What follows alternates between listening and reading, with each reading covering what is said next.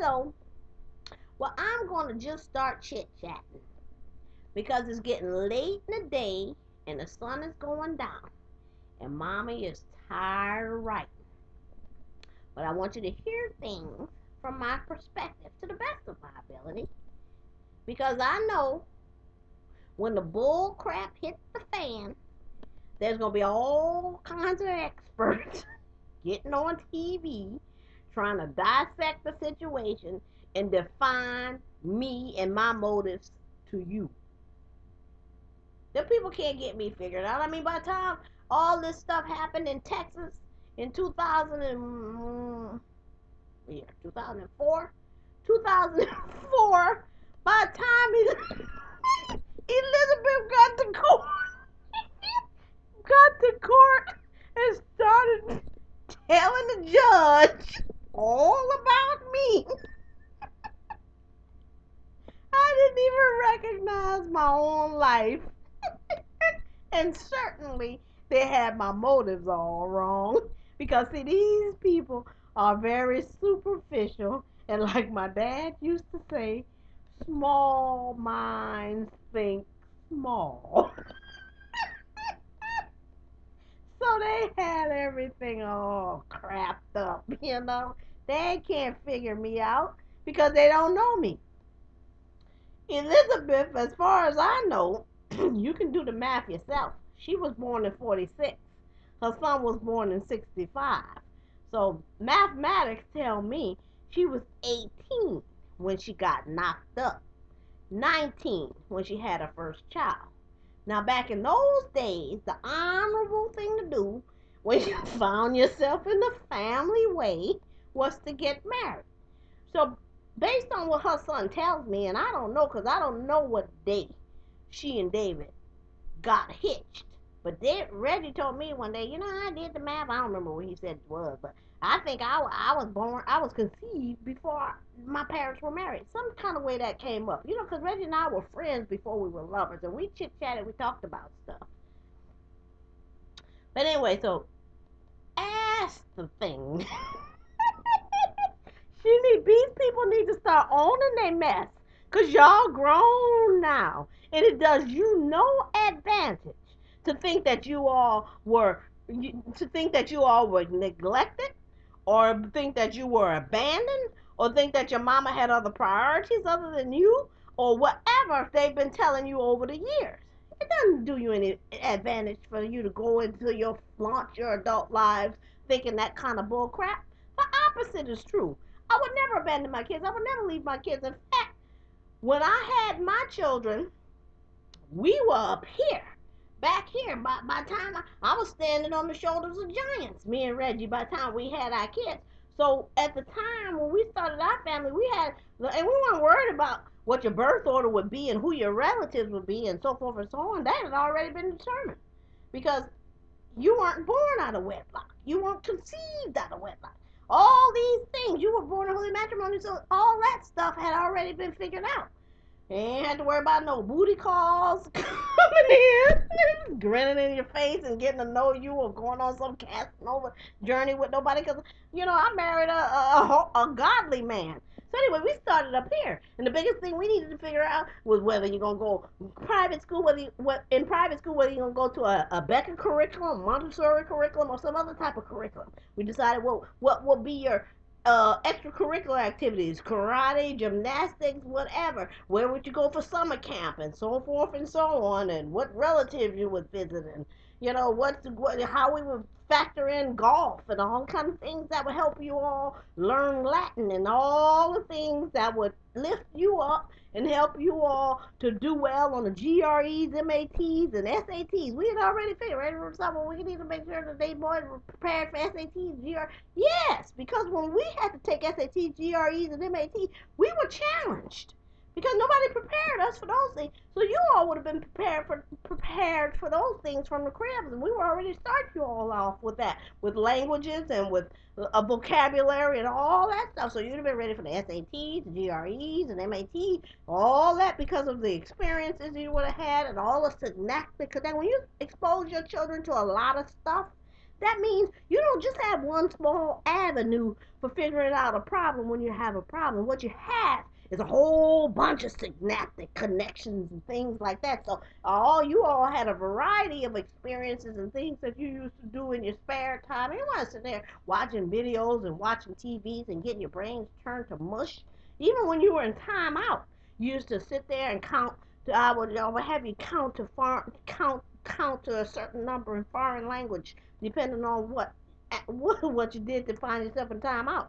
You know, you might have to count to 50 in that foreign language, or you might have to spell a 3 or 4 letter word backwards. We were working on your synapses so that you'd have multiple circuitry to try and problem solve. But that was something anyway. I don't even know how I got off on that tangent. But all I was saying is that you were up here when you were born. World, all you had to do was grow from there. But then all this stuff happened in 2001. Then we can't even work from here because it doesn't matter to me where you go to school, a Becker, or Montessori, or whether you take gymnastics. It doesn't matter if this stuff down here is all jacked up. All this base level stuff, who your relatives are gonna be, where you go, who you gonna be exposed to, and all this basic stuff, and what your birth order is gonna be, and whether you're gonna have half siblings and step siblings, and when you got the booty call in the picture, then what does she have a dog, and now you gonna be your whatever what your needs are a second fiddle to what the booty calls dog need because dad's over there with the dog, but he's not over here with you. All that kind of stuff was a concern to me back there in 2001. So all this stuff up here wasn't even important anymore. We had to figure this stuff out down here. And I don't even know why I'm talking about that. I'm just chatting anymore. Because like I say, it's getting late in the day, sun's going down. You need to figure out where you stand in this picture because the courts are going to define me. And you really, really need to know where I stand because the courts can't define me because they don't know me.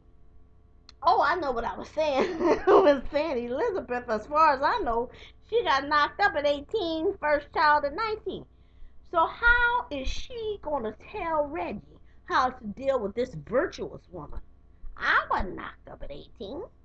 I wasn't knocked up at 19. I didn't get knocked up before I got married. I had a plan for my life. And because I had a plan for my life, that means no matter how you slice this pie in your lives, you all were taken care of. All the basic necessities. When you keep your priorities in line, all the other stuff just falls into place. And my priorities were in line. So no matter how we slice this pie, whether you grew up with both of your parents, you either grew up in a multi-million-dollar household, whether you grew up with one or the other of your parents, Reggie dead, me alive, me dead, he alive, you either grew up in a multi-million-dollar household. We grew up with your grandma, so because both of us out the picture for some reason, one or other, he dead, I'm accused of being unfit. You grew up in a multi-million-dollar household.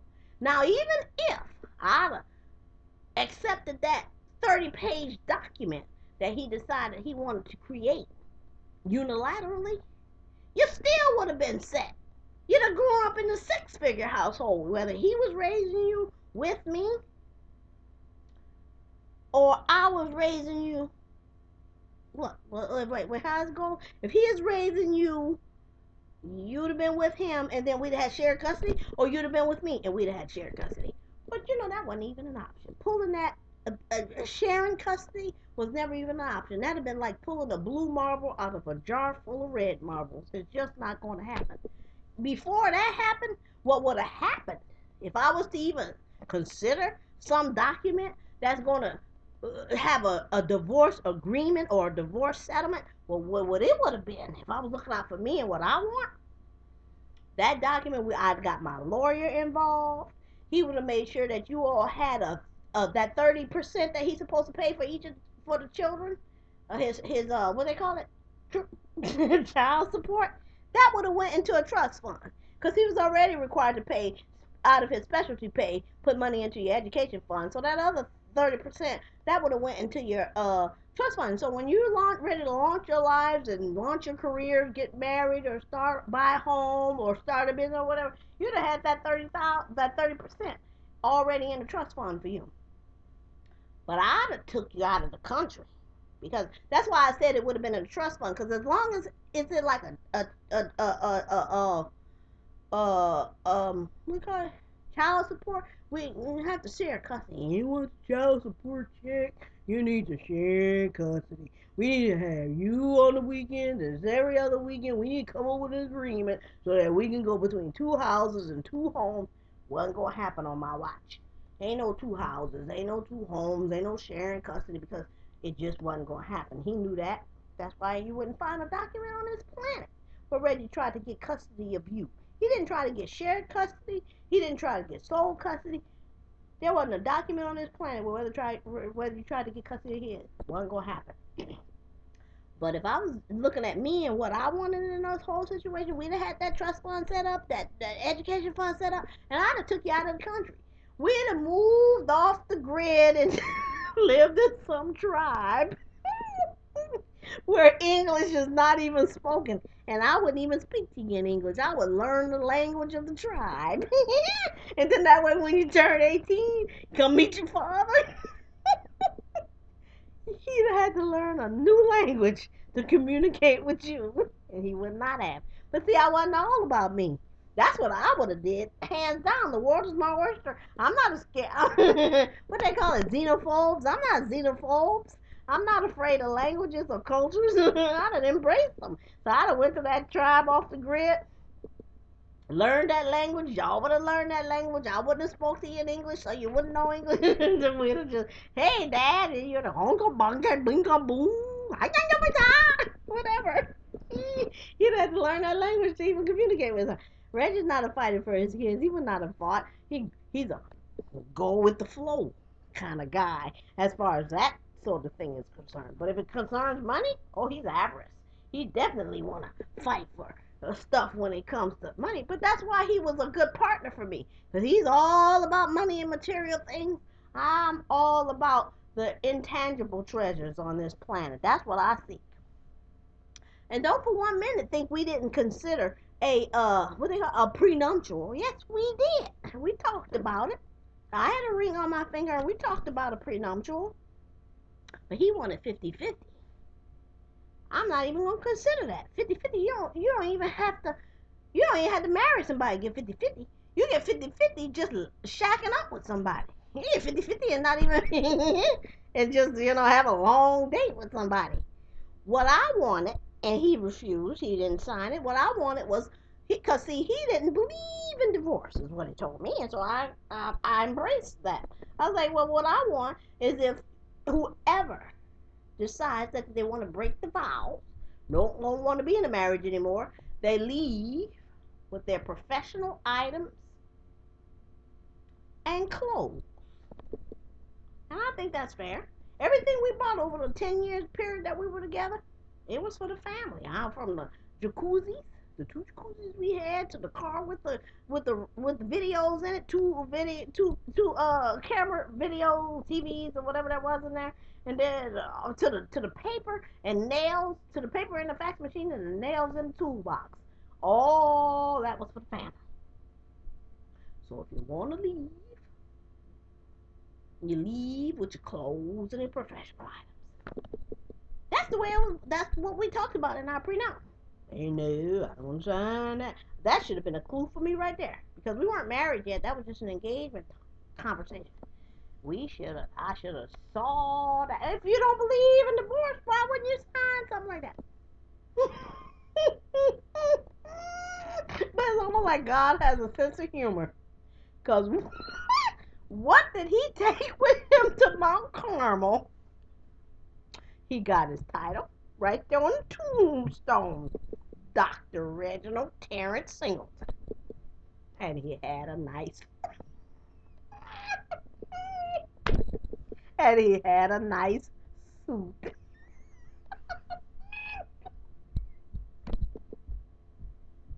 So to me, that's your clothes and your professional items. Now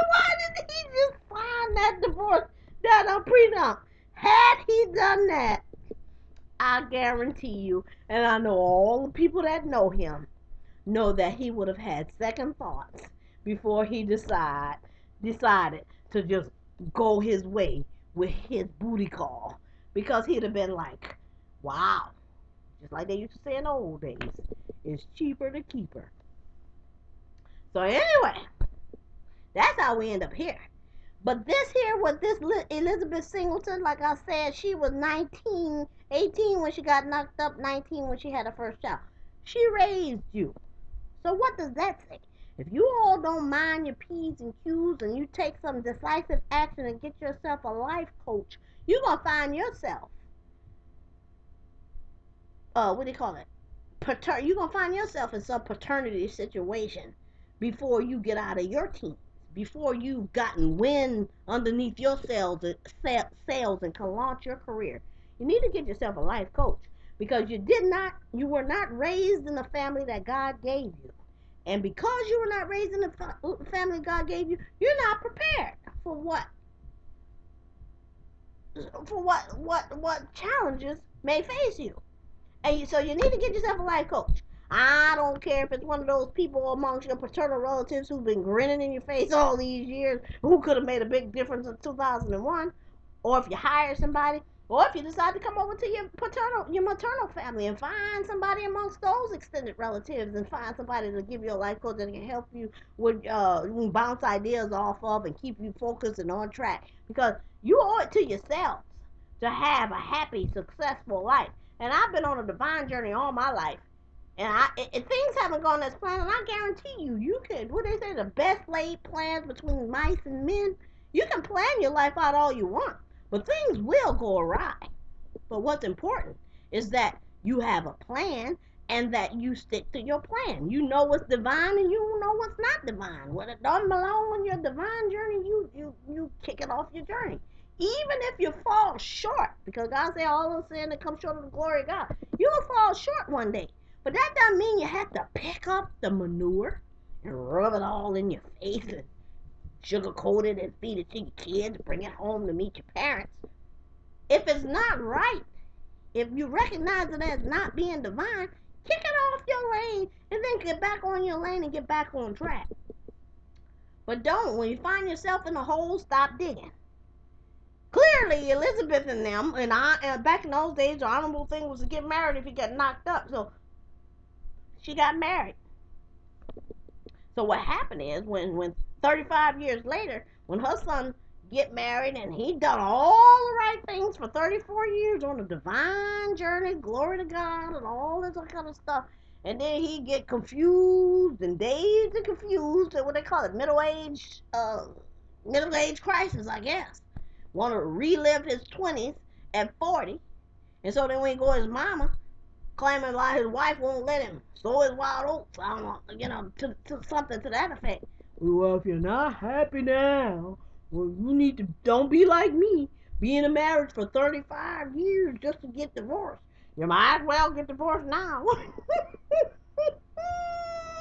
What kind of fool advice is that for a mother to give us 35-year-old son who have two kids still in nursery school? It's asinine, is what it is. It's almost like a brain surgeon out there ready to conduct brain surgery, and he's going to take advice from somebody standing in a corner who can't even name parts of the brain, but she's going to tell him where to cut, cauterize, and suture. I feel sorry for the patient. There's no way that patient can have a good outcome. Somebody who can't even name parts of the brain will tell a brain surgeon where to cut, cauterize, and suture. Would you want to be that patient? I wouldn't. So that's like Elizabeth trying to tell Elizabeth trying to tell Reggie how to deal with me. She don't know me. She don't know my non-negotiable. She don't know what pillow talk Reggie and I has had. She don't know what sacrifices I have made in order for our family to come together and for us to live by that document that was on the holy matrimony and all of that. So how is she going to tell him where to cut, cauterize, and suture? Our relationship. She shouldn't have been in it. And Reggie should have told her, get behind me, Satan. If you're not with us, you're against us. And so he should have shut her mouth right then, but he didn't. He let her run amok. So we are living with the consequences of that. Now I'm going to turn this off because I don't want these videos to be too long. But what's going to happen is I'm tired of writing. It's getting late in the day and the sun is going down. You all need to make some decisions about your family because I know what I need to do, and I would rather not. I'd rather you didn't. I'm going to go down under, get off the grid. There's going to be radio silence. And the next time I pop up, I'm going to be eyeball to eyeball with my nemesis. That's not what I want to do. That is not in anybody's best interest. I'd rather we have a diplomatic solution to this situation. I'd rather we come together. See, Elizabeth have traits that I don't have that could serve you well later. I have traits that she don't have that could serve you well later. You never know. You know, when you love somebody, you don't start plucking people from their lives that they love. And you want everybody that loves your children to be involved in your children's life because you don't know who or what they're going to be faced later in life. You know, like 20, 30, 40, 50, 60 years from now, when me, Elizabeth, and all your aunts and uncles who've influenced and sculpted your life are dead and in our grave, you're going to still be dealing with stuff. And if you don't have a foundation, a strong structure, and know what you believe in and where you stand, you're going to just be out there flapping in the wind. And you're going to look down at your life's road of life one day and you'll be like, well, how did I get here? How did this get so messed up? I don't have that problem. Things aren't the way I would have scripted them, but my children have been taken care of. A family of 4, and you all came out on top. Reggie's dead and in his grave. I'm sitting in quicksand. And you all got the whole world as your oyster. Meaning, and I say I'm sitting in quicksand because I'm out here holding y'all up, but I'm going down. Eventually, my nose, everything, I'm going to be suffocated in this quicksand. It's going to eat me up. But that's okay. That's the risk I'm willing to take. I tied my future to Reggie, and this is what my future looked like. You know, when I stepped out in the world was my oyster. When I was in my 20s and Reggie met me, I was already living my dreams. I was already living my career. I already had my sound investments and stuff like that. I wasn't trying to start my life and launch, get a good lift and a launch. I was already there. I was already self-actualized. I tied my future to his. And so what it looks like for me, I'm going to be incarcerated. I'm going to be in the graveyard. Or I'm going to be catatonic on the psych ward. But what I'm not going to be is in prison and be a model citizen. I ain't going to be no model. I'm a model citizen in the world. So so I'm not going to get out here and be a model citizen in prison. I'll be catatonic on the psych ward or in the graveyard before that comes to pass.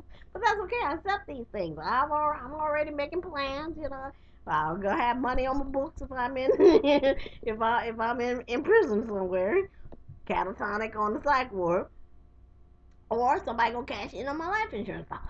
That's why I need to know where y'all stand. Because if you want to live by the documents that Elizabeth is embracing, then I need to change my policy. Because I'd rather give my life insurance policy off to my nieces and nephews. Because they were supposed to be a part of this dynasty too. Reggie and I, we were at the top of our game. We were looking at building a dynasty. But then he went off on some tangent. And then I was supposed to follow, but I wasn't because it goes against everything I value and believe. And I'm trying to get his family to help me pull him back. That didn't happen, and then everything, poof, blow up. At least you got to value at least ISIS when they want to blow stuff up. You know, they put the suicide vest on. They blow up their enemy and themselves. But not your dad. He gonna blow your future up. He gonna blow up my dreams. But he gonna put himself in a bunker. Nice and safe. None of his shit get blown up. But that's all right. That's the way it turned out. You know, being people are what people are, and God will judge it all in the end. But let me turn this thing off because it's going on 25 minutes. So I don't want to be talking too long because I got more to say. And I'm going to say it. And I'll present some more of them documents to you too. Let you see what documents you've been living by and let you decide what documents you embrace. But anyway, that's all I got to say for now. And look, I'm laughing now. But in 2001, I wasn't laughing. This mess wasn't funny. I was crying oceans. I was pleading, begging, pleading, and cajoling, trying to get people to turn this thing around. Turn this thing around. This can't end well. We can't go down this path. This won't end well. All I got was see no evil, hear no evil, speak no evil. All I got was crickets. And that's all I'm getting from y'all right now is crickets. And all I'm saying is my hair is on fire. Your futures are at stake.